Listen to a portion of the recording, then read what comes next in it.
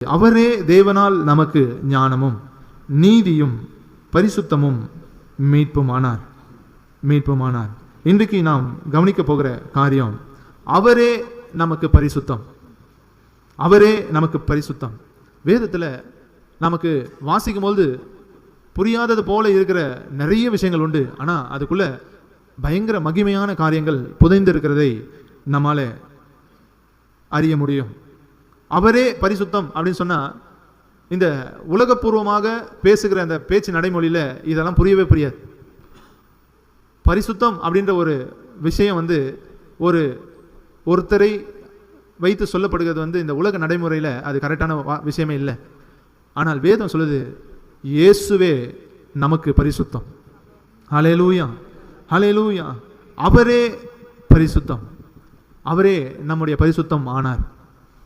எப்படி இது நடந்தது அப்படின்னு சொல்லிட்டு இந்த வசனம் ஏன் இதை இப்படி சொல்லுது அப்படின்றத நம்ம இன்னைக்கு தியானிக்க போகிறோம். கர்த்தருக்கு சித்தமான நம்ம அந்த பரிசுத்தமும் மீட்பும் ரெண்டுத்தையும் கவனிக்கலாம்.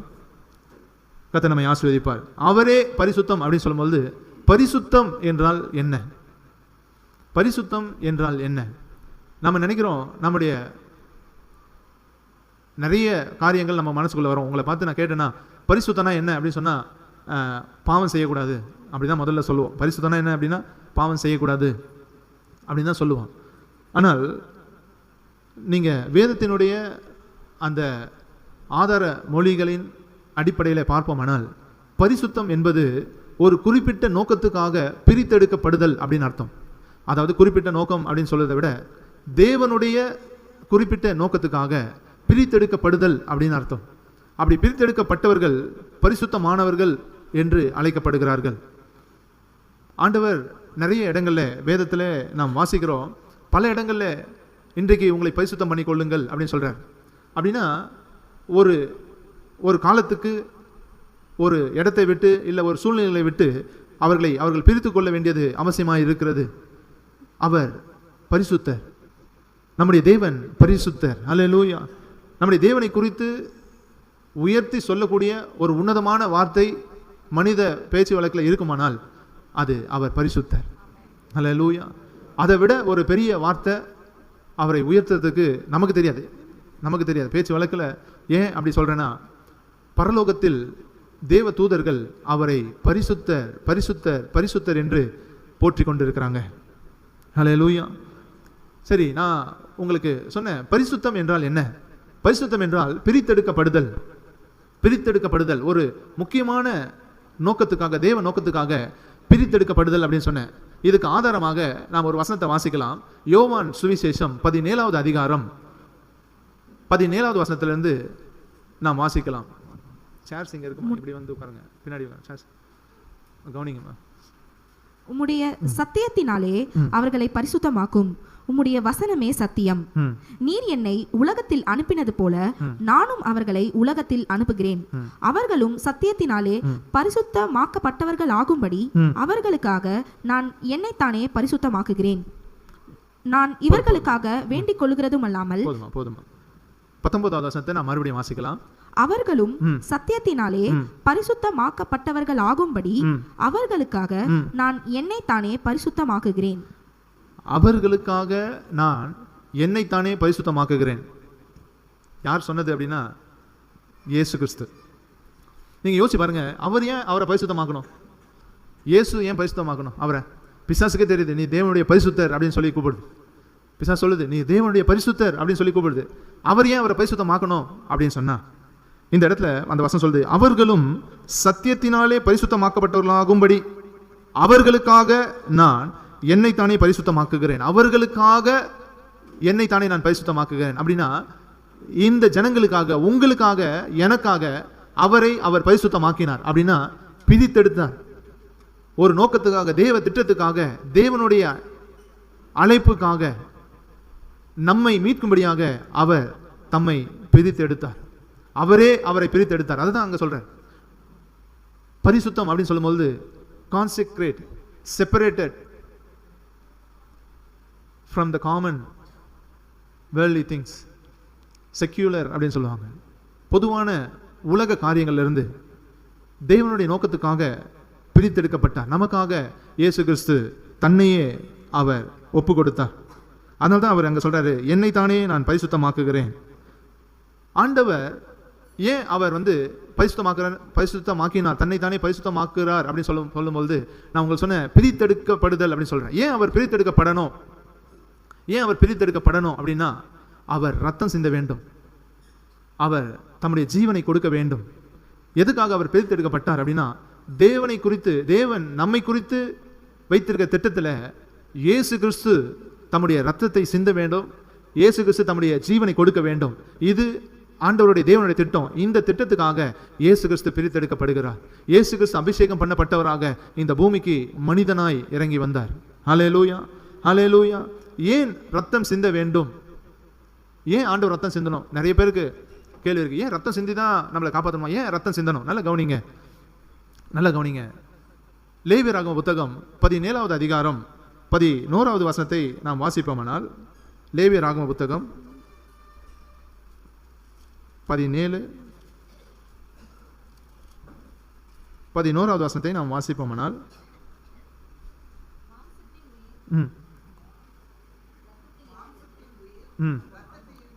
மாம்சத்தின் உயிர் இரத்தத்தில் இருக்கிறது.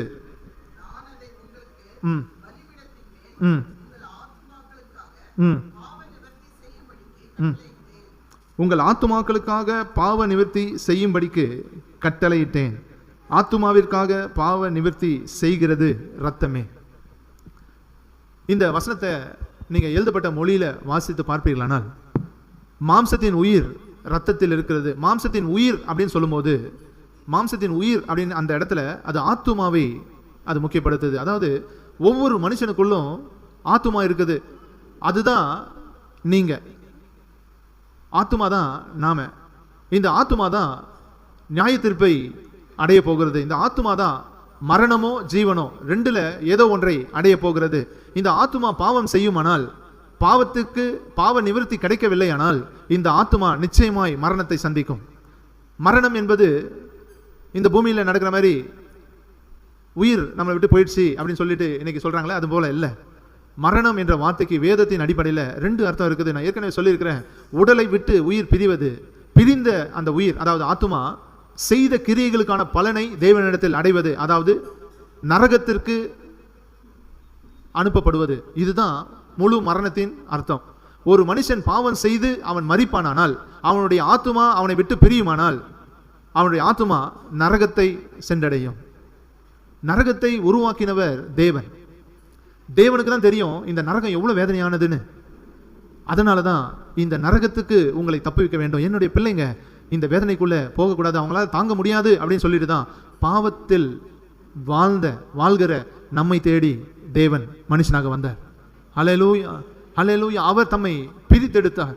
சரி, மனுஷன் பாவத்தில் வாழ்கிறதுனால தேவன் ஏன் ரத்தம் சிந்தணும் அப்படின்னா, இங்க வாசித்த வாசம் சொல்லுது, மாம்சத்தின் உயிர் ரத்தத்தில் இருக்குது. மாம்சத்தின் உயிர் ரத்தத்தில் இருக்குன்னா அந்த மனுஷனுடைய ஆத்துமா, அதாவது மனுஷனுக்குள்ள ஒன்று இருக்குது. அது என்ன அப்படின்னா, அது பேர் உயிர், ஆத்துமான்னு சொல்றோம்ல. இந்த ஆத்துமா மனுஷனை விட்டு பிரிஞ்சுட்டா ஒரு ஜடம் போல மாறிடும், ஒரு கட்டை போல மாறி விடுகிறோம். நான் அடிக்கடி சொல்லுவேன், உங்களை கில்லுனா உங்களுக்கு எங்க வலிக்குது அப்படின்னா, என் உடம்புல வலிக்குதுன்னு சொல்லுவாங்க. உங்க ஆத்துமா இருக்கிறதுனால தான் வலிக்குது, இல்லைன்னா உங்களுக்கு வலிக்காது. செத்த பணத்தை கில்லுறதுனால வலிக்குமா? வலிக்காது. உங்க ஆத்துமா இருக்கிற வரைக்கும் தான் எல்லாமே. உங்க ஆத்துமா உங்களை விட்டு பிரியுமானால் ஒண்ணுமே இல்லை, எல்லாம் மண்ணு.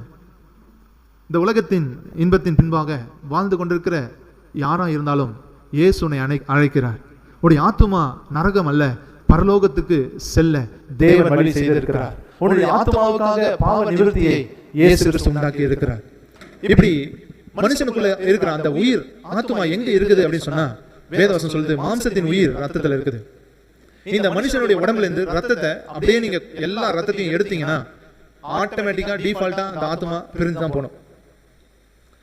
ஒரு மனுஷனுடைய உடம்புல இருந்து ரத்தத்தை நீங்க கம்ப்ளீட்டா எடுத்தீங்கன்னா, இந்த மனுஷ உடலாக இருந்தாலும் சரி, ஒரு மிருக உடலாக இருந்தாலும் சரி, ரத்தம் உள்ள எந்த ஒரு பிராணியையும் நீங்க அந்த ரத்தத்தை வெளியே எடுத்தீங்கன்னா அந்த பிராணியும் அந்த உயிரோடைய உயிர் பிரிந்து போயிடும்.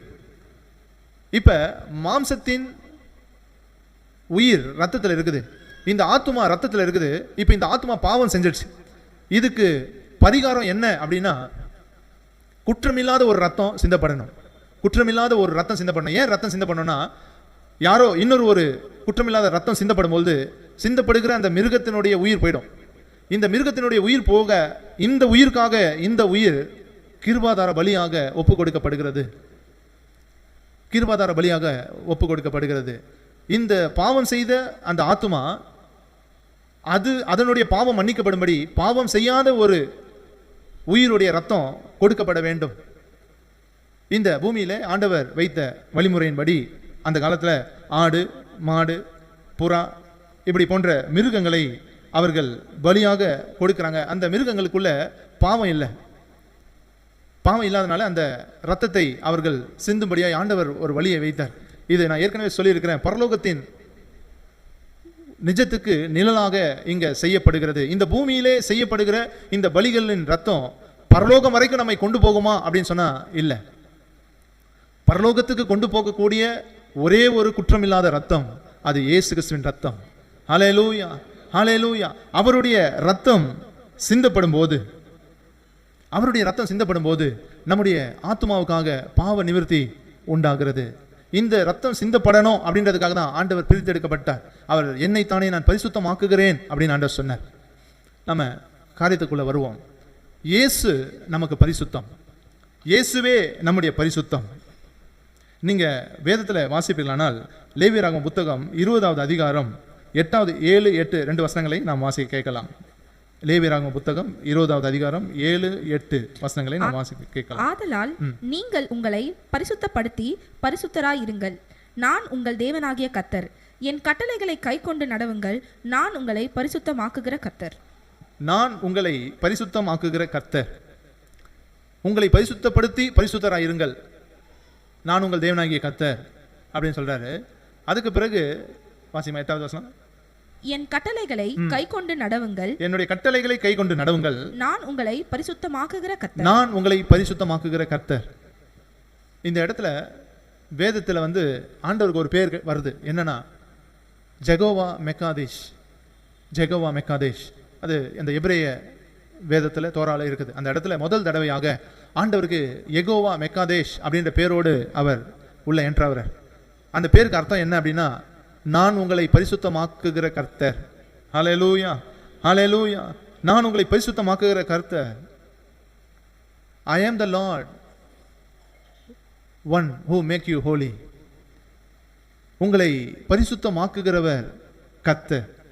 பரிசுத்தம் அப்படின்னு சொல்லும்போது அது ஒரு முழுமையை குறிக்கிறது. ஆங்கிலத்தில் ஹோலினஸ் அப்படின்ற வார்த்தை ஒரு பொதுவான வார்த்தை இல்லை. அவங்க ஹோல்னஸ் அப்படின்னு முழுமை அப்படின்ற வார்த்தையை தான் உபயோகப்படுத்துவாங்க. அதனுடைய வேத வார்த்தை ஹோலினஸ், தேவனை குறிக்கிறதான வார்த்தை ஹோலினஸ். ஹோலினஸ் பரிசுத்தம் அப்படின்றது ஒரு முழுமையை குறிக்கிறது, ஒரு பூரணத்தை அது குறிக்கிறது. பூரண நன்மை, பர்ஃபெக்ட் குட்னஸ், பூரணமான நன்மையை அது குறிக்கிறது. பூரணமான நீதியை அது உள்ளடக்கி இருக்கிறது.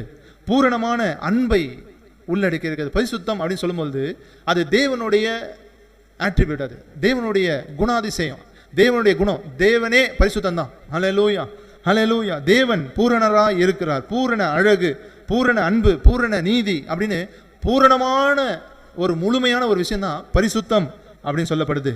ஆண்டவர் தேவ ஜனங்களுக்கு அவர்கள் எகிப்தை விட்டு புறப்பட்ட போது அவர்களுக்கு போதித்தார், நீங்க பரிசுத்தமா இருக்கணும். கானான் தேசத்துக்கு போகிற வரைக்கும் நீங்க உங்களுடைய வழிகளில் பரிசுத்தமா இருங்க அப்படின்னு சொல்லிட்டு, நீங்கள் தேசத்தை, வாக்குத்தத்தம் பண்ணப்பட்ட தேசத்தை சுதந்திரிக்கிற வரைக்கும் உங்களுடைய நடக்கைகளில் நீங்க பரிசுத்தமா இருக்கணும் அப்படின்னு ஆண்டவர் கட்டளையிட்டார். நீங்க இந்த உலகத்தின் ஜனங்களைப் போல வாழக்கூடாது. ஆண்டவர் எப்போதும் தீமைக்கும் நன்மைக்கும், இருளுக்கும் வெளிச்சத்துக்கும், நல்ல காரியங்களுக்கும் கெட்ட காரியங்களுக்கும் எப்பவுமே ஒரு பிரிவை அவர் வைக்கிறார். இந்த பிரிவு தான் பரிசுத்தம். இதை தான் நம்ம புரிஞ்சுக்கொள்ளணும். பரிசுத்தம் அப்படின்னு சொன்னா நம்ம அப்படியே அமைதியா உட்கார்ந்து ஒயிட் அண்ட் ஒயிட்ல உட்கார்ந்து இருக்கிறது அப்படி இல்லை. தேவன் நம்மை பிரித்தெடுக்க விரும்புகிறார். இந்த உலகத்தின் காரியங்களை விட்டு நம்மை பிரித்தெடுக்க விரும்புகிறார். நம்மை பரிசுத்தமாக்க தேவன் விரும்புகிறார். தேவன் நம்மை பரிசுத்தமாக்குகிறவர். அவரே நம்மை பரிசுத்தமாக்குகிறவர். ஜெகோவா மெக்காதேஷ். காதேஷ் அப்படின்னு சொல்லுவாங்க எபிரேய மொழியில. பரிசுத்தம் அப்படின்னு சொன்னா காதேஷ் அப்படின்னு சொல்லுவாங்க. காதேஷ். நீங்க சேராபீன்கள் ஆண்டவரை துதிக்கும் பொழுது சேனைகளின் தேவனாகிய கர்த்தர் பரிசுத்தர் பரிசுத்தர் பரிசுத்தர் அப்படின்னு 3 தடவை அவர்கள் சொல்லுகிறதை நீங்க பார்க்க முடியும். ஏன் அவங்க 3 தடவை சொல்றாங்கன்னா, அந்த பரிசுத்தர் பரிசுத்தர் பரிசுத்தர் அப்படி சொல்லும்போது அந்த இடத்துல எப்படி எழுதிருக்குன்னா, காதேஷ் காதேஷ் காதேஷ். காதேஷ் அப்படின்னு சொன்னா இந்த பூமியில இருக்கிற மனுஷர்களுக்குள்ள இருக்கிற பரிசுத்தம். நம்ம வந்து பரிசுத்தம் அப்படின்னு பரிசுத்தமா இரு அப்படின்னு பேசுவோம் மனுஷர்களுக்குள்ள. இன்னும் கொஞ்சம் அதிகமான பரிசுத்தம் அப்படின்னு சொன்னா நம்ம மகா பரிசுத்தம் அப்படின்னு சொல்லுவோம், மகா பரிசுத்தம் சொல்லுவோம். ஆனா எபிரேய மொழியின் அடிப்படையில் 2 தடவை அதை ரிப்பீட் பண்ணுவாங்க. காதேஷ் காதேஷ் அப்படின்னா ரொம்ப பரிசுத்தம், மகா பரிசுத்தம் அப்படின்னு. இன்னும் பரிசுத்தம் அப்படின்னா வேற யாரும் எங்குமே இல்லை, அதுக்கு மேல பரிசுத்தம் இல்லை. மகா பரிசுத்தத்துக்கு மேல ஒரு பரிசுத்தம் இல்லை. ஒரே ஒருவர் தான் பரிசுத்தமா இருக்கிறார், அவர் தேவன். அவருக்கு மட்டும்தான் அந்த வார்த்தை பொருந்தும். அதனால தான் 3 தடவை சொல்றாங்க, காதேஷ் காதேஷ் காதேஷ், பரிசுத்தர் பரிசுத்தர் பரிசுத்தர். இப்படி 3 தடவை அவர்கள் சொல்லுகிறதுக்கு காரணம், இவரை விட இதை விட ஒரு பரிசுத்தம் இல்லை அப்படின்னு சொல்றாங்க. நேரம் இல்லை, எனக்கு சொல்லணும் தான் தோணுது, இருந்தாலும் நேரம் இல்லை. இந்த சேராபீன்களை குறித்து சொல்லப்படும் போது தேவன் வெளிப்படுத்தினதை வேத வல்லுநர்கள் சொல்லும்போது ரொம்ப ஆச்சரியமா இருக்குது. அவங்க தேவனை தரிசிக்கிறவர்கள், சிங்காசனத்தின் மேலே இருந்து தேவனை பார்க்கிறவர்கள், தேவனுடைய சிங்காசனத்தை பார்க்கிறவர்கள் அப்படின்னு சொல்லும்போது அவங்க பார்க்குறாங்களா அப்படின்றது தெரியல. ஏன்னா அந்த மகிமை அவர்களை பிரமிக்க செய்கிறது.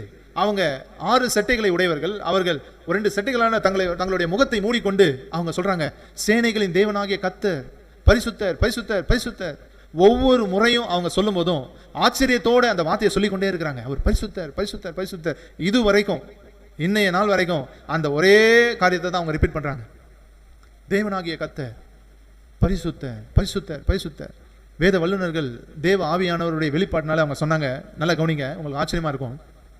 அவங்க ஒவ்வொரு முறையும் 3 தடவை அப்படி சொல்லி முடிச்சுட்டு அவங்க முடிக்கும் பொழுது, இப்போ நம்ம சொல்ல சொன்னா எவ்வளோ நேரம் அப்படி சொல்லுவோம், நம்மளுக்கே ஒரு லெவலில் கொஞ்சம் நம்ம அடங்கிடுவோம். ஆனால் அடங்காமல் அவங்க சொல்லி கொண்டிருக்கிறது காரணம் என்ன தெரியுமா? அவர்கள் முகமுகமாய் தேவனை தரிசிக்கிறாங்க. அவர்கள் தேவனை தரிசிக்கும் போது அவரை பார்க்கும்பொழுது ஒரு உணர்வு உண்டாகுது அவங்களுக்குள்ள. என்னன்னா, இவரை போல ஒரு பரிசுத்தம் உள்ளவர் இல்லை அப்படின்ற உணர்வு உண்டாகி தான் அவங்க சொல்றாங்க. 3 தடவை அதை சொல்லி முடிச்சுட்டு மறுபடியும் அந்த ஃபீலிங்குள்ள வராங்க. மறுபடியும் அது வேற மாதிரி அவங்களுக்கு பரிசுத்தமா தெரியுது. ஏற்கனவே பார்த்த பரிசுத்தத்தின் அமைப்பில் இல்லை, இன்னொரு புதிய அமைப்பாக அப்படியே அந்த பரிசுத்தத்தினுடைய மகிமையே அப்படியே மாறுது. அதை பார்த்த உடனே மறுபடியும் அவங்க ஃப்ரெஷ்ஷாக வராங்க. மறுபடியும் சொல்றாங்க, சேனைகளின் தேவனாகிய கர்த்தர் பரிசுத்தர் பரிசுத்தர் பரிசுத்தர். சொல்லி முடிச்சுட்டு மறுபடியும் பார்க்குறேன், மறுபடியும் அந்த மகிமை முதல் மாதிரி இல்லை, புதுசா மாறுது. ஹல்லேலூயா. ஒவ்வொரு முறையும் அந்த பரிசுத்தத்தின் மகிமை மாறிக்கொண்டே இருக்கிறது. ஹல்லேலூயா. நம்முடைய தேவன் எவ்வளவு பெரிய பரிசுத்தர். ஹல்லேலூயா. அவர் நம்மை பரிசுத்தமாக்குகிறவர், அவர் நம்மை பரிசுத்தமாக்குகிறவர், அவரே பரிசுத்தம் அப்படின்னு சொல்லும்போது ஒரு 3 காரியங்களை நாம நினைவில் கொள்ளணும். ரொம்ப பெரிய குறிப்புகள் அல்ல, ரொம்ப எளிமையான காரியம் தான். என்னன்னா 3 விஷயங்கள் நம்ம மனசுல வரணும். 1, God is holy, தேவன் பரிசுத்தர். 2வது, we are sinners, நாம் பாவிகள். 3வது, இயேசு கிறிஸ்து நமக்கு பரிசுத்தம். ஹல்லேலூயா. தேவன் பரிசுத்தமானவர், அவர்கிட்ட போகவே முடியாது, அவர்கிட்ட போகவே முடியாது. நம்முடைய நிலைமையை நாம பார்க்கும்போது நாம் பாவிகள். ஆனா இதை இணைக்கக்கூடிய ஒருவர், அவர் இயேசு. இயேசு நமக்கு பரிசுத்தம், அவரே தேவனால் நமக்கு பரிசுத்தம். ஹல்லேலூயா ஹல்லேலூயா. இயேசு கிறிஸ்துவினுடைய பேர் தான் யெகோவா மெக்காதேஷ். ஹல்லேலூயா ஹல்லேலூயா ஹல்லேலூயா. இன்னும் உங்களுக்கு சொல்ல போனா உங்களோடு இருக்கிற பரிசுத்த ஆவியானுடைய பேர் தான் யெகோவா மெக்காதேஷ். ஹல்லேலூயா. உங்களை பரிசுத்தமாக்கி கொண்டிருக்கிறார். ஹல்லேலூயா. ஒவ்வொரு நாளும் உங்களுடைய வாழ்க்கையில பரிசுத்தத்தின் பாதையில் அவர் நடத்தி கொண்டிருக்கிறார். அவரே நமக்கு பரிசுத்தம். God is holy. கர்த்தர் பரிசுத்த தேவன் பரிசுத்தராய் இருக்கிறார். ஏசாயா 6வது அதிகாரத்தை நாம் வாசிப்போமானால் வசனம் 3ல ஏசாயா தீர்க்கதரிசி கண்ட தரிசனத்தினாலே அவர் இப்படியாக சொல்லுகிறதை நாம் பார்க்க முடியும். வாசிக்கலாமா? ஏசாயா 6:3. ஒருவரை ஒருவர் நோக்கி, சேனைகளின் கர்த்தர் பரிசுத்தர் பரிசுத்தர் பரிசுத்தர், பூமி அனைத்தும் அவருடைய மகிமையால் நிறைந்திருக்கிறது என்று கூப்பிட்டு சொன்னார்கள். கூப்பிடுகிறவர்களின் சத்தத்தால் வாசல்களின் நிலைகள் அசைந்து ஆலயம் புகையினால் நிறைந்தது. அப்பொழுது நான், ஐயோ அதமானேன், நான் அசுத்த உதடுகளுள்ள மனுஷன், அசுத்த உதடுகளுள்ள ஜனங்களின் நடுவில் வாசமாயிருக்கிறேன். சேனைகளின் கர்த்தராகிய ராஜாவை என் கண்கள் கண்டதே என்றேன். சேனைகளின் தேவனாகிய கர்த்தர் பரிசுத்தர். சேராபீன்கள் பரிசுத்தர் பரிசுத்தர் பரிசுத்தர் அப்படின்னு அவங்க கூப்பிடுறாங்க. அவங்க நிறைய வார்த்தைகளை உபயோகப்படுத்தலாம். அவர் நித்தியமானவர், அவர் வல்லமையுள்ளவர், அப்படின்னு சொல்லிட்டு அவங்க ரிப்பீட் பண்ணலாம். ஆனால் அவங்களுக்கு ஒன்னே ஒன்று மட்டும்தான் பெரிய உன்னதமானதாய் தெரியுது. என்னன்னா, அவர் பரிசுத்தர். அதான் நான் சொன்னேன், இந்த உலகத்தில் தேவனை நாம் உயர்த்தக்கூடிய ஒரு உன்னதமான வார்த்தை உண்டானால் அது பரிசுத்தர் அப்படின்னு சொல்றது. ஹல்லேலூயா. உங்களுடைய ஆராதனை வேலைகளில், நீங்கள் தனியாக ஜெபிக்கிற வேலையில் இருக்கிற வேலையில் நீங்கள் இந்த வார்த்தைகளை சொல்லுங்க. தேவன் ரொம்ப பிரியப்படுவார். தேவனே, நீர் பரிசுத்தர், நீர் பரிசுத்தர், நீர் பரிசுத்தர் என்று சொல்லி அவரை நாம் சொல்லும்போது அவர் மிகவும் சந்தோஷப்படுவார். அவருடைய பரிசுத்தத்தை விளக்க எப்படிப்பட்ட ஒரு முயற்சி எடுத்தாலும் எந்த ஒரு வார்த்தையை சொல்லி அந்த பரிசுத்தம் அப்படின்ற வார்த்தையை விட மேலா சொல்ல முடியாது. அந்த வார்த்தை தான் மேலான வார்த்தை. ஹல்லேலூயா. அது தூதர்களுக்கே ரொம்ப கஷ்டமா தான் இருந்தது. அதனால தான் அவங்க பரிசுத்தர் அப்படின்னு சொல்லி முடிச்சிட்டாங்க. பரிசுத்தர், பரிசுத்தர், பரிசுத்தர். பரிசுத்தம் என்பது பிரித்தெடுக்கப்படுதல். இப்ப நீங்க தேவனை யோசிக்கும் பொழுது இந்த விஷயத்தை தேவனிடத்தில் போனா நம்ம நம்முடைய நினைவின்படி பரிசுத்தம் என்றால் பாவம் செய்யக்கூடாது அப்படின்னு நினைக்கிறோம். ஏன் நீங்க, நான் சொல்லுறது உங்களுக்கு இன்னும் விளக்குறேன். என்னன்னா, பரிசுத்தம் என்றால் பாவம் செய்யக்கூடாது அப்படின்னு நினைக்கிறோமே. அப்படின்னா தேவன் பரிசுத்தராக இருக்கிறார். அவர் எந்த பாவத்தை செய்யாம இருக்கணும்? யாருக்காக செய்யாம இருக்கணும்? அவர் பரிசுத்தர். ஹல்லேலூயா. அவர் பரிசுத்தர். அவர் பரிசுத்த பிதா என்று அழைக்கப்படுகிறார். பரிசுத்த குமாரன் என்று அழைக்கப்படுகிறார். அவர் பரிசுத்த ஆவி என்று அழைக்கப்படுகிறார். அவருடைய ராஜ்யம் பரிசுத்தமானது. ஹல்லேலூயா, ஹல்லேலூயா. அவருடைய பிரசன்னம் பரிசுத்தமானது. அவர் இஸ்ரவேலின் பரிசுத்தர் என்று அழைக்கப்படுகிறார். ஹல்லேலூயா. அவருடைய ஆலயம் பரிசுத்தமாக இருக்கிறது. அவர் கொடுத்த வேதம் பரிசுத்தமாக இருக்கிறது. எல்லாமே பரிசுத்தம் தான். அவர்கிட்ட இருந்து வருகிற எல்லாமே பரிசுத்தம். இப்படியே நம்ம சொல்லிக்கொண்டே போகலாம். தேவனுடைய பரிசுத்தம் அவருடைய தனித்தன்மையை காண்பிக்கிறது. இந்த உலகத்திலே இருக்கிற தங்களை தெய்வம் என்று சொல்லிக் கொண்டிருக்கிற எத்தனையோ தெய்வங்கள் உண்டு. ஆனால் இயேசுவை போல ஒருவர் இல்லை. ஹல்லேலூயா, ஹல்லேலூயா, ஹல்லேலூயா, ஹல்லேலூயா, ஹல்லேலூயா. அவரை நாம் உயர்த்தணும். ஆமென். கொஞ்ச நேரம் அந்த பரிசுத்தத்தை உயர்த்தலாமா? அவர் நம்முடைய பரிசுத்தம் என்று நாம் சொல்லும்போது, ஜீசஸ், ஹல்லேலூயா. உயரமும் உன்னதமும் சிங்காசனத்தில் வீற்றிருக்கும் உன்னதமும் சிங்காசனத்தில் வீற்றிருக்கும் சேனைகளின் கர்த்தராகிய ராஜாவை என் கண்கள் காணட்டும். சேனைகளின் கர்த்தராகிய ராஜாவை என் கண்கள் காணட்டும்.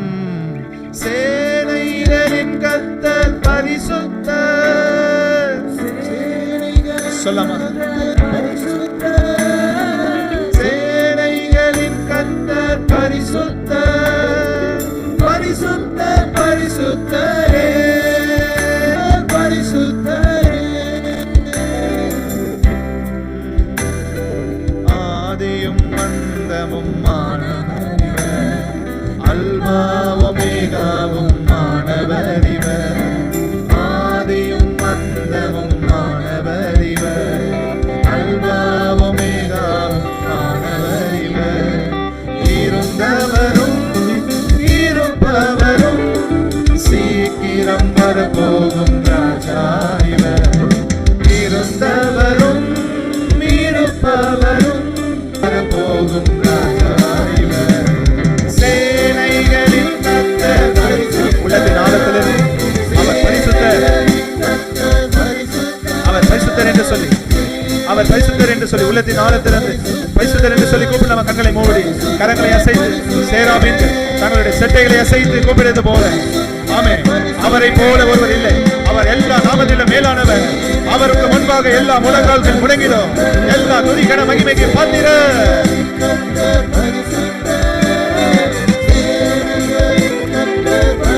அவரே ஆதியும் அவரே அந்தமுமானவர். அவருக்கு முடிவில்லை. அவரே அல்பா, அவரே ஒமேகா, அவரே இருந்தவரும் இருப்பவரும் சீக்கிரம் வரப்பவருமானவர். சேனைகளின் கர்த்தர் பரிசுத்தர், பரிசுத்தர், பரிசுத்தர். உயர்த்துவோம். நமக்காக நமக்காக நமக்கு பரிசுத்தமாகும்படியாய் வந்தவரை உயர்த்தலாம்.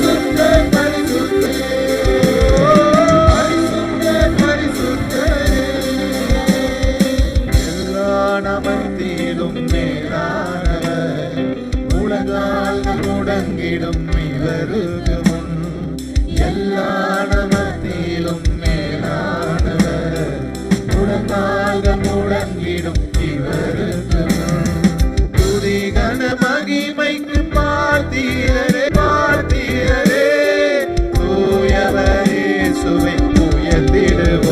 சொல்லுவாங்க. சேனைகளின் கர்த்தர்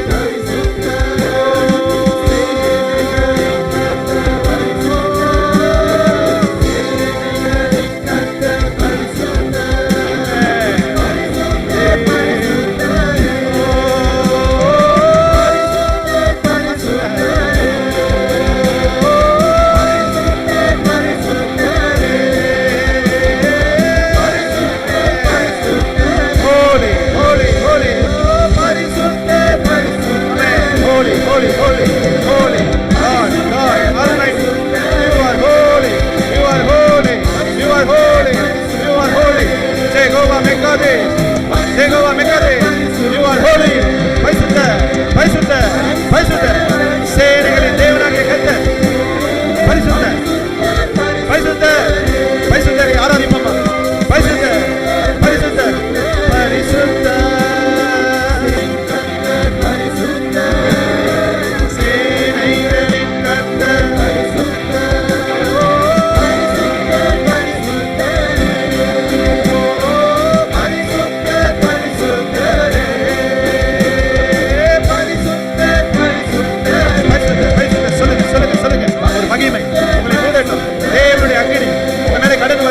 சிங்காசனத்திலிருந்து வல்லமை உங்கள் மேலே இறங்கி வருவதா, இறங்கி வருவதா, இறங்கி வருவதா. அவரை பரிசுத்தர் என்று போற்றுகிற ஒவ்வொரு மேலும் ஓ மகிமை, மகிமை, மகிமை. ஒருவரே, ஒருவரே, எல்லா நாமத்திலும் மேலானவர், எல்லா முழங்கால்களும் உமக்கு முன்பாக முடங்கும். ஓ நீ பெரியவர், நீ உடல் எல்லா மகிமைக்கும் துதிக்கும் கடத்துக்கும் பாத்திரர்.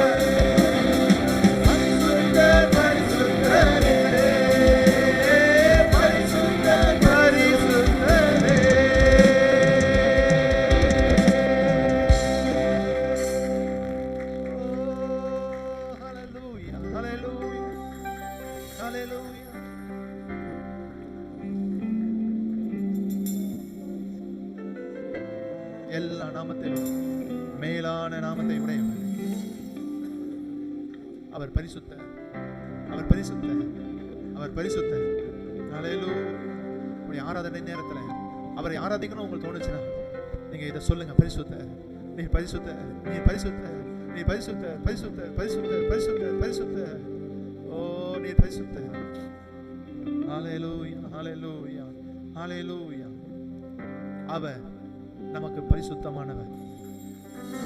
அவரே நம்முடைய பரிசுத்தம், அவரே நம்முடைய பரிசுத்தம், அவரே நம்முடைய பரிசுத்தம் அப்படின்னு நாம் சொல்லும் போது, அவரே நம்முடைய பரிசுத்தம் என்று நாம் கவனிக்கும் போது நாம் அறிய வேண்டியது அவருடைய தேவனுடைய பரிசுத்தம். இரண்டாவது, நாம் பாவிகள். ஏசாயா தீர்க்கதரிசி அவருடைய பரிசுத்தத்தை பார்க்கும் பொழுது அவனுக்குள்ள ஒரு உணர்வு உண்டாகிறது. ஐயோ நான் அசுத்த உதடுகள் உள்ள மனிதன், நான் அதமானேன் என்று அவன் சொல்லுகிறான். வாசிக்கலாமா அந்த வசனத்தை? அப்பொழுது நான் ஐயோ அதமானேன். முதல் வசனத்துல இருந்து வாசிக்கலாம், அதுக்கு முன்னாடி வசனத்துல இருந்து. ஒருவரையொருவர் நோக்கி சேனைகளின் கர்த்தர் பரிசுத்தர், பரிசுத்தர், பரிசுத்தர், பூமி அனைத்தும் அவருடைய மகிமையால் நிறைந்திருக்கிறது என்று கூப்பிட்டு சொன்னார்கள். கூப்பிடுகிறவர்களின் சத்தத்தால் வாசல்களின் நிலைகள் அசைந்து ஆலயம் புகையினால் நிறைந்தது. அப்பொழுது நான் தேவனுடைய மகிமையை பரிசுத்தத்தை பார்க்கும் பொழுது நமக்கும் அப்படிதான் உருவாகுது மனசுக்குள்ள. அவருடைய பரிசுத்தத்தை பார்க்கும் பொழுது அவன் சொல்றான், சொல்றேன், ஐயோ ஐயோ அதமானேன், அதமானேன், நான் அசுத்த உதடுகள் உள்ள மனுஷன், அசுத்த உதடுகள் உள்ள ஜனங்களின் நடுவில் வாசமாயிருக்கிறவன், சேனைகளின் கர்த்தராகிய ராஜாவை என் கண்கள் கண்டதே என்றான். நீங்க பாத்தீங்கன்னா இந்த வசனத்திலேயே இந்த மூணு காரியமும் இருக்குது. தேவன் பரிசுத்தமானவர், நாம் பாவிகள், இயேசு நமக்கு பரிசுத்தம். மூணுமே இதுல இந்த வசனங்கள் இருக்குது. நீங்க அதை கவனிச்சீங்கன்னா நான் பாவி அப்படின்னு அந்த தேவ மனுஷன் சொல்றார். அப்போஸ்தலனாகிய பவுல் ரோமருக்கு எழுதும் போது கூட சொல்றார், 3:23 சொல்லுகிறது, நாம் எல்லாரும் பாவம் செய்து தேவ மகிமையற்றவர்கள் ஆனோம், தேவனுடைய மகிமையை நாம் இழந்து போனோம். ஆண்டவர் நம்முடைய பாவங்களை அவர் கண்டுகொள்ளாமல் இருந்தால் ஆண்டவருடைய நீதியை அவர் மீறுகிறதா இருக்கும். அப்படிப்பட்ட பரிசுத்தமான தேவன் அவர். அவருக்கு முன்பாக நாம் பாவிகளா இருக்கிறோம். நமக்கு ஒருவர் தேவை. இந்த நிலைமையை மாற்ற நமக்கு ஒருவர் தேவை. அவர் இயேசு. ஹல்லேலூயா. சிலுவையிலே உனக்காக எனக்காக அடிக்கப்பட்டவர் அவர். ஹல்லேலூயா. அவர் சிலுவையில் அடிக்கப்பட்டதினாலே அவரே தேவனால் எனக்கு பரிசுத்தமானார். ஹல்லேலூயா, ஹல்லேலூயா. அவர் நமக்காக பரிசுத்தமாக மாறினார். இயேசு கிறிஸ்து இல்லாம உங்களுடைய திறமையோ, உங்களுடைய அழகோ, உங்களுடைய பலனோ, உங்களுடைய பணமோ, மதிப்போ, மரியாதைகளோ உங்களை ஒன்றுத்துக்கும் பிரயோஜனம் இல்லாம தான் மாத்திடும். இயேசு இல்லாம நீங்க முழுமை அடைய முடியாது. பரிசுத்தத்துக்கு நேராய் நீங்கள் போக முடியாது. இயேசு நம்மை பரிசுத்தமாக்குகிறார். இயேசு நம்மை பரிசுத்தமாக்குகிறார். ஏசாயா தீர்க்கதரிசன புத்தகத்துல நாம் வாசிக்கும் பொழுது அதுக்கு பின்பாக வசனத்தை வாசிக்கிறோம். வாசிக்குமா? நான் அசுத்த உதடுகள் உள்ள மனிதன். அப்பொழுது நான் ஐயோ அதமானேன், நான் அசுத்த உதடுகள் உள்ள மனுஷன், அசுத்த உதடுகள் உள்ள ஜனங்களின் நடுவில் வாசமாய் இருக்கிறவன், சேனைகளின் கர்த்தராகிய ராஜாவை என் கண்கள் கண்டதே என்றேன். அப்பொழுது சேராபீன்களில் ஒருவன் பலிபீடத்தில் இருந்து தன் கையிலே பிடித்த குரட்டால் ஒரு நெருப்பு தழலை எடுத்து என்னிடத்தில் பறந்து வந்து அதனால் என் வாயை தொட்டு, இதோ இது உன் உதடுகளை தொட்டதினால் உன் அக்கிரமம் நீங்கி உன் பாவம் நிவர்த்தியானது என்றான். இதுதான் பரலோகத்தின் பரிசுத்தமாக்குற தன்மை, அந்த அக்கினி இயேசு. ஹல்லேலூயா. அன்றைக்கு ஏசாயாவின் நாவை தொட்ட அந்த அக்னி இயேசு. ஹல்லேலூயா. இன்றைக்கு நம் ஒவ்வொருவருக்கும் அவர் பரிசுத்தமாக இருக்கிறார். ஹல்லேலூயா. அவன் பாருங்க, அவனுடைய பாவ நிலைமையை அவன் உணர்ந்த பின்பு அவனை பரிசுத்தமாக்குகிற கர்த்தர் என்பதை அங்கே பார்க்க முடியும். அதான் சொல்லுது, நானே உன்னை பரிசுத்தமாக்குகிற கர்த்தர். அவன் நிலைமையை பாருங்க. அவன் நான் ஒரு அசுத்த உதடுகள் உள்ள மனுஷன், அசுத்த மனிதர்கள் மத்தியிலே வாசம் பண்ணுகிறவன் அப்படின்னு நினைக்கிறான். நினைச்சு அவன் எந்த ஒரு செய்கையும் செய்யவே இல்லை, ஆனால் பரிசுத்தமாக்கப்படுகிறான். எப்படி அப்படின்னா, நானே உன்னை பரிசுத்தமாக்குகிற கர்த்தர். ஹல்லேலூயா. தேவனுடைய மகத்துவத்தை நாம் புரிஞ்சு கொள்ளணும். அவர்தான் நம்மை பரிசுத்தமாக்குகிறவர் அப்படின்றத நாம் புரிந்து கொள்ளணும். நாம் பாவிகள், ஒன்றுக்கும் தகுதி இல்லாதவர்கள், நாம் குற்றங்களை சுமந்தவர்கள், குறைகளினால நிறைந்தவர்கள். இயேசு கிறிஸ்து நமக்காக ஜீவனை கொடுத்தார். இயேசு கிறிஸ்து அவர் கடனே வாங்காதவர், கடனே இல்லாதவர். அவர் வாங்காத கடனை அவர் கொடுத்தார், திருப்பி கொடுத்தார். நம்ம செய்து பார்த்தோன்னா திருப்பியே கொடுக்க முடியாத கடனை வாங்கியிருந்தோம், அந்த கடனை அவர் தீர்த்தார். ஹல்லேலூயா, ஹல்லேலூயா. எப்படிமா? அவர் பரிசுத்தமாய் வந்ததுனால, அவர் நமக்கு பரிசுத்தமானதுனால நம்முடைய கடன்கள் தீர்ந்தது. ஹல்லேலூயா, ஹல்லேலூயா. நம்முடைய வாழ்க்கையில், இந்த உலகத்தின் வாழ்க்கையில் ஒரு பேட் நியூஸ் அப்படின்னு சொன்னா, தேவனுக்கு முன்பாக நாம் நிற்க தகுதி இல்லாதவர்களாக இருக்கிறோம். இன்னும் ஒஸ்டான ஒரு நியூஸ் அப்படின்னா, நிற்க தகுதி இல்லாதவர்களாக இருக்கிறோம், அதுக்காக நம்மளால ஒண்ணுமே பண்ண முடியாது. அது ரொம்ப ஒஸ்டான நியூஸ். ஒரு குட் நியூஸ் இருக்குது. என்னன்னா, இயேசு கிறிஸ்து நம்முடைய பாவங்களை சிலுவையில் சுமந்தார். அவரே தேவனால் நமக்கு பரிசுத்தமானார். ஹல்லேலூயா, ஹல்லேலூயா. இன்னும் பெஸ்டான நியூஸ் இருக்குது. யாரெல்லாம் அவரை கூப்பிடுகிறார்களோ அவர்கள் எல்லாரும் ரட்சிக்கப்படும்படிக்கு, ஹல்லேலூயா, அவருடைய நாமத்தை தொழுது கொள்ளுகிற எவர்களோ அவர்கள் ரட்சிக்கப்படுவார்கள். அவர்களுக்காக இயேசு கிறிஸ்து சிலுவையில் அடிக்கப்பட்டார், சிலுவையில் அடிக்கப்பட்டார். ஹல்லேலூயா. இதுதான் இந்த உலகத்தின் ஜனங்களுக்கும் நமக்கு இருக்கிற பெரிய வித்தியாசம். அவராலே நாம் பரிசுத்தமாக்கப்படுகிறோம். அவரே நமக்கு பரிசுத்தமாக இருக்கிறார். நீங்க பழைய ஏற்பாட்டை நம்ம பார்க்கும்போது வசனங்களை வாசிக்க வேண்டாம், நான் சொல்றேன். இஸ்ரவேல் ஜனங்கள் எகிப்தை விட்டு புறப்படும் போது ஆண்டவர் சொன்னாரு, நீங்க பஸ்கா பலி, பஸ்கா அந்த ஆசரிப்பை கொண்டாடுங்க அப்படின்னு சொன்னார். என்னன்னா, ஒரு ஆட்டுக்குட்டி கொடுக்கப்பட வேண்டும். எதற்காக அப்படின்னா, அந்த ஜனங்களை ரட்சிக்கிறதுக்கு அடையாளமாக, எகிப்தை விட்டு அவர்களுக்கு வாக்குத்தத்தம் பண்ணப்பட்ட தேசத்துக்கு போகும்படியாய் அவர்களை விடுவிக்கிறதற்கு அடையாளமாக, அதாவது ரட்சிப்பிற்கு அடையாளமாக பஸ்கா பலி கொடுக்கப்பட வேண்டும். நாம பொதுவாக நினைக்கிறோம் பஸ்கா ஆட்டுக்குட்டி இயேசு கிறிஸ்து. உண்மைதான், பஸ்கா பலியாக அவர் அடிக்கப்பட்டார். எதற்கு தெரியுமா? நம்மை ரட்சிக்க, நம்மை ரட்சிக்க. ஆனா இதுல இன்னொரு விஷயம் இருக்குது. ஆண்டவர் எகிப்தை விட்டு அவர்களை வெளியே கொண்டு வரும்போது ஒரு பலியை கொடுக்க சொன்னார், பஸ்கா பலி அப்படின்னு கொடுக்க சொன்னார். அந்த பலியோட அவங்களை விட்டுட்டாரா அப்படின்னா இல்லவே இல்லை. அந்த பலி அவர்களுடைய ரட்சிப்பு இருக்கு. பஸ்கா பலி அந்த எகிப்தை விட்டு உங்களை ஆண்டவர் எடுத்துட்டார், நீங்க கானானுக்குள்ள போலாம், உங்களுக்கு தகுதி வந்துடுச்சு. ஆனால் அவங்க போகிற பாதையில ஆண்டவர் நிறைய பலிகளை அவர்களுக்கு சொல்றார். நிறைய பலிகளை, நீ சமாதான பலி கொடுக்கணும், பாவ நிவாரண பலி கொடுக்கணும், தகன பலி கொடுக்கணும், போஜன பலி கொடுக்கணும் அப்படின்னு பலிகளை அவர் கட்டளையிடுகிறார். நிறைய பலிகளை கட்டளையிடுகிறார். எதற்கு அப்படின்னு சொன்னா, நம்முடைய பரிசுத்த வாழ்க்கைக்கு அந்த பலிகளை ஆண்டவர் சொல்றார். இஸ்ரவேல் ஜனங்க விடுவிக்கப்படுகிறது மாத்திரம் அல்ல, அவர்களுடைய வாழ்க்கையில போய் சேர வரைக்கும் பரிசுத்தம் உண்டாயிருக்க வேண்டும் அப்படின்னு பலிகளை கொடுக்கிறார். இன்றைக்கு ஆண்டவராகிய இயேசு கிறிஸ்து நம்முடைய ரட்சிப்புக்காக அடிக்கப்பட்ட பலியாக மாத்திரம் அல்ல, ஒவ்வொரு நாளும் நமக்கு தேவையான பரிசுத்த பலியாக நமக்கு பரிசுத்தமாக இருக்கிறார். ஹல்லேலூயா. அவர் அடிக்கப்பட்டார், அவருடைய மாம்சம் நமக்காக பிற்கப்பட்டது, அவருடைய ரத்தம் நமக்காக சிந்தப்பட்டது. நீங்கள் உங்ககிட்ட ஆண்டவருடைய சரீரம், ஆண்டவருடைய ரத்தம் வரும்போது நீங்கள் சொல்லணும், என்னுடைய பரிசுத்தமே அப்படின்னு சொல்லிட்டு நீங்கள் அதை அனுபவிக்கணும். ஹல்லேலூயா. நீங்கள் அப்படி வாங்கணும். என்னுடைய பரிசுத்தம், என்னை பரிசுத்தமாக்குகிறவர் என் கிட்ட இருக்கிறார், என்னிடத்தில் வந்திருக்கிறார். அதை நீங்கள் புசிக்கும் போது சொல்லுங்கள், உங்களுடைய எதை குறித்தும் யோசிக்க வேணாம். தேவ கிருபையினால இது நமக்கு கிடைத்திருக்கிறது.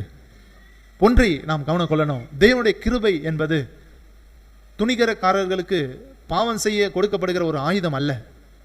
மறுபடியும் சொல்றேன், தேவ கிருபை என்பது பாவத்திலே வாழ விரும்புகிறவர்களுக்கு கொடுக்கப்படுகிற ஒரு ஆயுதம் அல்ல. கிருபை என்பது மனம் திரும்புகிறவர்களுக்கு கொடுக்கப்படுகிற தேவனுடைய பொக்கிஷம். ஹல்லேலூயா. மனம் திரும்புகிறவர்களுக்கு கொடுக்கப்படுகிற பொக்கிஷம். மனம் திரும்புகிற இருதயத்தோடு தேவனிடத்தில் சேருங்க. ஒருவேளை ஒரு சிலர் அநேக நாளாய் திரும்ப எடுக்காமல் இருக்கலாம். நான் பாவம் செய்யறேன், குற்றம் செய்யறேன் அப்படின்னு சொல்லிட்டு நீங்கள் மனம் வருந்துவது மிகவும் அவசியம். ஆனால் தேவனை விட்டு தூரம் போக வேண்டிய அவசியம் இல்லை. நீங்கள் மனம் திரும்புவீர்களானால் உங்களை பரிசுத்தமாக்குகிறவர் உங்கள் அருகிலே வருகிறார். ஹல்லேலூயா. ஹல்லேலூயா. எல்லாவற்றையும் இயேசு கிறிஸ்து சிலுவையிலே நமக்காக தீர்த்தார். சிலுவையில தான் அவர் நமக்கு பரிசுத்தமானார். ஹல்லேலூயா.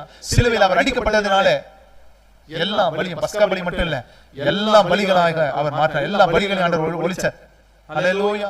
இயேசு கிறிஸ்து தேவனுடைய அன்பு நியாயப்பிரமாணத்தின் நிறைவேறுதலாய் மாறினது. தேவன் நம்மேல வைத்த அன்பினாலே எல்லா பலிகளையும் தமக்குள்ளே அவர் எடுத்துக்கொண்டு தம்மேல வாங்கி கொண்டு எல்லா கடனையும் தம்மேல வாங்கி கொண்டு, என்ன சொல்ல போனா தேவனுடைய மகத்துவமான அந்த பரிசுத்த நிலைமைக்கு பாவிகளாகிய நாம் போகாதபடி தடை பண்ணப்பட்டிருந்ததுனால, அவரே நமக்கு பரிசுத்தமாய் மாறியதுனால, தேவனுக்கு ஈடாக இந்த வார்த்தையை சொல்ல நான் பயப்படுகிறேன். தேவன் இருக்கிற பரிசுத்தத்துக்கு ஈடாக நம்மை கொண்டு போய் அவர் நிறுத்துறார். அவரால அவர் தான் தேவன். அவருக்குள்ள நம்ம வச்சு நம்மளை தேவனுக்கு முன்பாக போய் கொண்டு போய் நிறுத்துறார். ஹல்லேலூயா. கரங்களை உயர்த்தி ஆண்டவருக்கு நன்றி சொல்லாமா? இப்படிப்பட்ட பாக்கியத்தை பெற்ற தேவ ஜனமே, உனக்கு ஒப்பானவன் யார்? கர்த்தரால் ரட்சிக்கப்பட்ட ஜனமே, உன்னுடைய காரியத்தை குறித்து ஏன் கலங்குற? உன்னை பரிசுத்த ஜாதியாக அவர் தெரிந்து கொண்டிருக்கிறார். பரிசுத்த ஆசாரிய கூட்டமாக அவர் தெரிந்து கொண்டிருக்கிறார். ஹல்லேலூயா. ஹல்லேலூயா. ஆச்சரியமான ஒளிக்கு உங்களை வரவழைத்தவர் அவர். அவருக்கே மகிமை, அவருக்கே மகிமை. ஆமென். அவரே நம்முடைய பரிசுத்தம். நான்காவதாக அவரே நம்முடைய மீட்பு. நாம் வாசித்தோம், அவரே தேவனால் நமக்கு ஞானமும் நீதியும் பரிசுத்தமும் மீட்புமானார். அவரே தேவனால் நமக்கு மீட்பு அப்படின்றத நம்ம ரொம்ப விளக்க வேண்டிய அவசியம் இல்லை. நம்ம தொடர்ந்து கேட்டுக்கொண்டே தான் இருக்கிறோம். அவராலே தான் நாம் மீட்கப்படுகிறோம். ஹல்லேலூயா. அந்த பஸ்கா ஆட்டுக்குட்டி நம்மை மீட்கும்படியாய் அடிக்கப்பட்டது. நம்மை மீட்க அவருடைய ரத்தம் சிந்தப்பட வேண்டியது அவசியம். நான் முதல்ல கேட்டோம், ஏன் அவர் ரத்தம் சிந்தணும்? நம்மை மீட்கும்படியாக அவருடைய ரத்தம் சிந்தப்படணும். அவர் நம்மை மீட்கும்படியாக சிலுவையில் அடிக்கப்பட்டார். மீட்புக்கு அடையாளமாக நம்முடைய ரத்தம் எடுக்கப்பட்டு நாம் தண்டனைக்கு போகிறதுக்கு பதிலாக நம்முடைய ஜீவன், நம்முடைய ஆத்மாவிற்காக பாவ நிவர்த்தி செய்யும்படியாய் கிருபாதார பலியாக சிலுவையிலே இயேசு தொங்கினார். ஹல்லேலூயா. இது இஸ்ரவேல் ஜனங்களுக்குள்ள ஒரு பழக்கம் இருந்தது, அதுதான் சிலுவை மரணம். அவர்கள் ஆண்டவர் சொல்லும் போதே பழைய ஏற்பாட்டில் நாம் வாசிக்க முடியும். ஆண்டவர் வந்து சொல்றாரு, மரத்திலே தூக்கப்பட்ட எவனும் தேவனால் சபிக்கப்பட்டவன். புதிய ஏற்பாட்டில் அப்போஸ்தலனாகிய பவுல் அதை சொல்லி காட்டுறாரு. கலாத்தியர் 3:13 நாம் வாசிக்கலாம். கலாத்தியர் 3:13.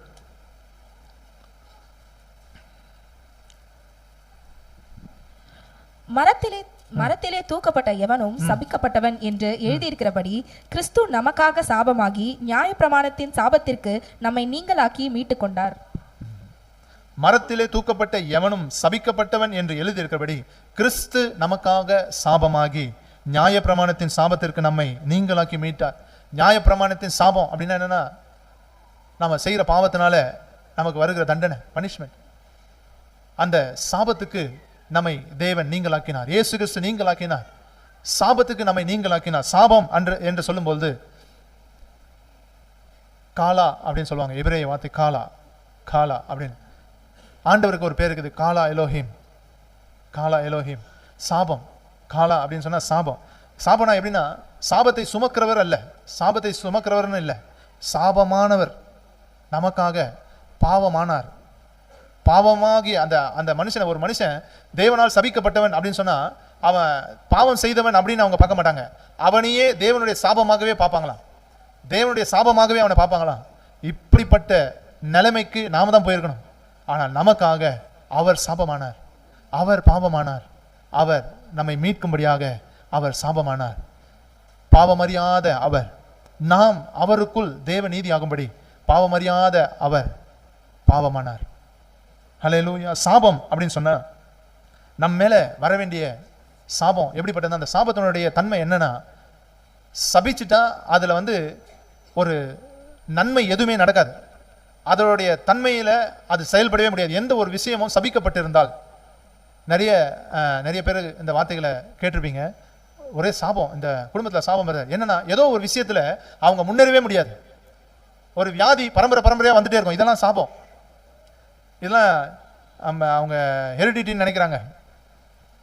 அதெல்லாம் சாபம். இந்த சாபத்தை உடைக்க இயேசு கிறிஸ்து சிலுவையில் அடிக்கப்பட்டார். உன்னை மீட்கும்படியாய், சாபத்திலிருந்து உன்னை மீட்கும்படியாய் இயேசு கிறிஸ்து மீட்பானார். ஹல்லேலூயா. தொடர்ந்து உங்களுடைய வாழ்க்கையில வறுமையை கொண்டு வருகிறது சாபம். வியாதிகள், வேலை, எதை தேடி போனாலும் கிடைக்கவே கிடைக்காது. இப்படி ஆசீர்வாதத்தை நீங்க பார்க்காதபடிக்கு, உங்களுடைய எந்த நன்மையான காரியங்களிலேயும் நீங்கள் முன்னேறாதபடிக்கு உங்களை அழிக்கக்கூடியதான் சாபம். இந்த சாபத்தை மாற்றும்படியாய் அவர் எல்லாத்தையும் தம் மேல போட்டார். தேவன் இயேசுவை சிலுவையில் பார்க்கும்போது எப்படி பார்த்தார்னா, சாபமாய் பார்த்தார்.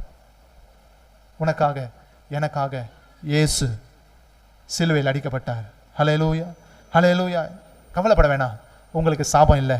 ஹல்லேலூயா.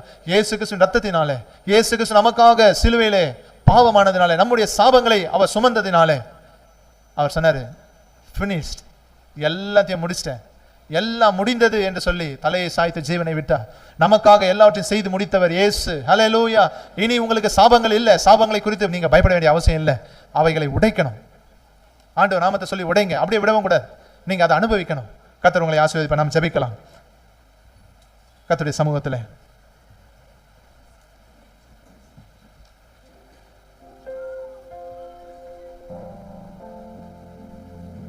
பயபக்தியோடு கூட இன்றைக்கு திருவிருந்தை நாம் அனுசரிக்க போகிறோம். இன்னும் சில நிமிஷங்கள்ல திருவிருந்தை நாம் அனுசரிக்க இருக்கிறோம். நம்மை நாமே நாம் சோதித்து அறிவோமாக. 1 கொரிந்தியர் 11வது அதிகாரம் 23வது வசனத்திலிருந்து நான் உங்களுக்காக வாசிக்கிறேன். நான் உங்களுக்கு ஒப்புவித்ததை கர்த்தரிடத்தில் பெற்றுக்கொண்டேன். என்னவெனில், கர்த்தராகிய இயேசு தாம் காட்டி கொடுக்கப்பட்ட அன்று ராத்திரியிலே அப்பத்தை எடுத்து ஸ்தோத்திரம் பண்ணி அதை பிட்டு, நீங்கள் வாங்கி புசியுங்கள், இது உங்களுக்காக பிற்கப்படுகிற என்னுடைய சரீரமாய் இருக்கிறது, என்னை நினைவு கூறும்படி இதை செய்யுங்கள் என்றார். போஜனம் பண்ணின பின்பு அவர் அந்தபடியே பாத்திரத்தையும் எடுத்து, இந்த பாத்திரம் என் இரத்தத்தினால் ஆகிய புதிய உடன்படிக்கையாய் இருக்கிறது, நீங்கள் இதை பானம் பண்ணும் போதெல்லாம் என்னை நினைவு கூறும்படி இதை செய்யுங்கள் என்றார். ஆகையால் நீங்கள் இந்த அப்பத்தை புசித்து இந்த பாத்திரத்தில் பானம் பண்ணும் போதெல்லாம் கர்த்தர் வருமளவும் அவருடைய மரணத்தை தெரிவிக்கிறீர்கள். இப்படி இருக்க, எவன் அபாத்திரமாய் கர்த்தருடைய அப்பத்தை புசித்து அவருடைய பாத்திரத்தில் பானம் பண்ணுகிறானோ அவன் கர்த்தருடைய சரீரத்தையும் இரத்தத்தையும் குறித்து குற்றமுள்ளவனாய் இருப்பான். எந்த மனுஷனும் தன்னைத்தானே சோதித்து அறிந்து இந்த அப்பத்தில் புசித்து இந்த பாத்திரத்தில் பானம் பண்ண கடவன். எண்ணத்தினால் எனில், அபாத்திரமாய் போஜனம் பண்ணுகிறவன் கர்த்தருடைய சரீரம் இன்னதென்று நிதானித்து அறியாததினால் தனக்கு ஆக்கினை தீர்ப்பு வரும்படி போஜனம் பானம் பண்ணுகிறான். கண்களை மூடி ஆண்டவர்கிட்ட நாம் ஒப்பு கொடுப்போம். ஆண்டவரே, உம்முடைய மரணத்தினால எங்களுக்கு நீர் ஞானமானீர், எங்களுக்கு நீர் நீதியானீர், எங்களுக்கு நீர் பரிசுத்தமானீர், எங்களுக்கு நீர் மீட்புமானீர். உங்களுடைய அன்புக்காக ஸ்தோத்திரம். இந்த வேளையில உங்களுடைய காரியங்கள் உங்க மனசாட்சியை குற்றப்படுத்துமானால் அதை விட்டு விடும்படி மனம் திரும்புவோமாக. மனம் திரும்புதல் ஒன்றே போதும். இதை என்னால தொடர்ந்து காப்பாற்றிக்க முடியுமா அப்படின்னு நீங்க யோசிக்க வேண்டிய அவசியம் இல்லை. மனம் திரும்புகிறவர்களுக்கு கிருபை அளிக்கிறார். ஆண்டவரோடு பேசுங்க, ஆவியானவரோடு பேசுங்க. அவருடைய சிலுவையினாலே உங்களுக்கு பரிசுத்தம் உண்டாகிறது.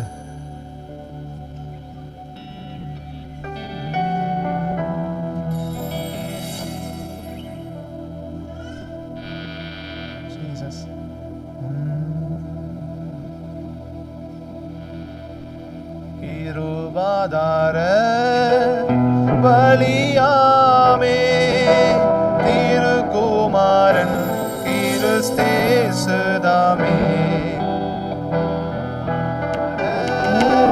பலியாமே.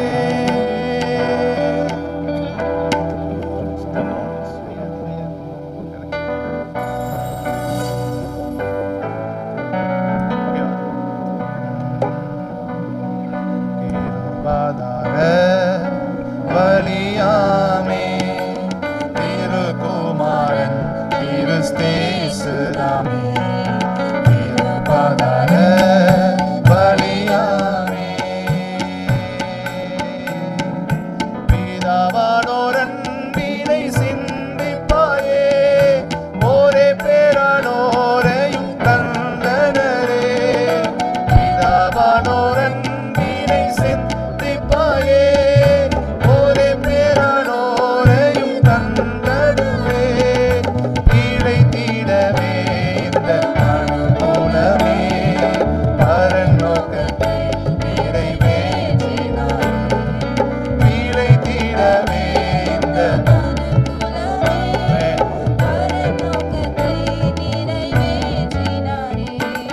கிருபாதார பலியாமே.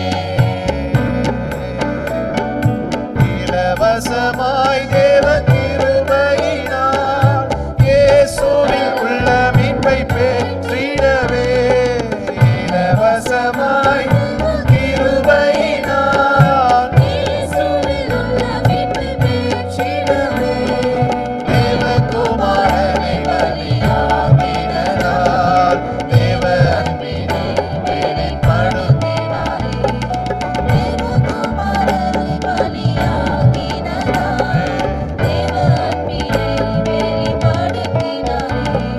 திருபாதார பலியாமே திருக்குமாரன் கிறிஸ்தேசுதாமே திருபாதார பலியாமே. ஒரே தரம் மகா பரிசுத்த ஸ்தலத்தில் பிரவேசித்தே தம்மை பிதாவிடத்தில்.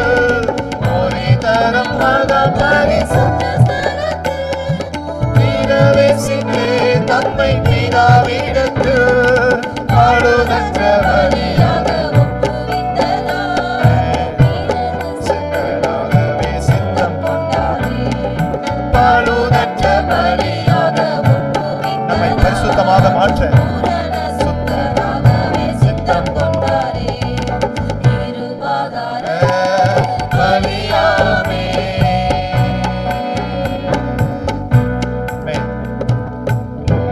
அன்பின் பரிசுத்தமுள்ள பிதாவே, இரட்சகராகிய இயேசு கிறிஸ்துவின் நாமத்தினாலே உம்முடைய சமூகத்தில் வருகிறோம். இந்த வேளையிலே உம்முடைய சரீரத்தையும் இரத்தத்தையும் நாங்கள் அனுசரிக்க இருக்கிறோம்.